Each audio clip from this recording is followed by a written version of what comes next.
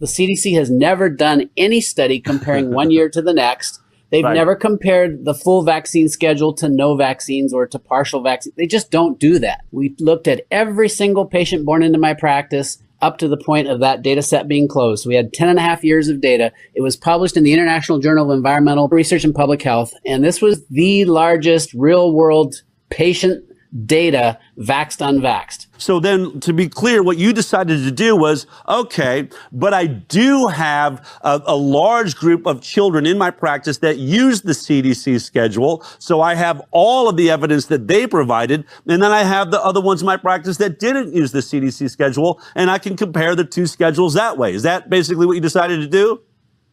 Well, close. So we were definitely looking at every single patient born in my practice. There was no cherry picking. There was no, we're going to exclude you for this or that.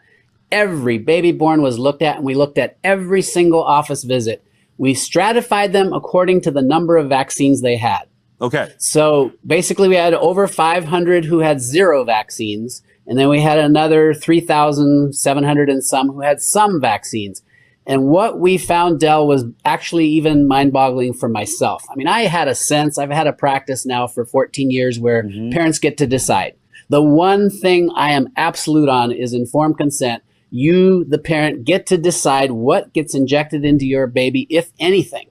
You should always insist on that, or else walk out of that doctor's office. But because we do informed consent, we had a growing number of unvaccinated patients. And what I was clearly seeing was these kids don't get sick. They don't get chronic conditions. Well, the data spoke for itself. And you're showing your viewers the graphs. Those orange lines are over time, over that 10 and a half years, the more vaccines you had, the worse you were for whether we looked at infections, ADD, ADHD, neurodevelopmental issues, eczema, allergies. It doesn't matter what we looked at, even just plain old anemia skyrockets in the vaccinated when compared to the blue line, the unvaccinated.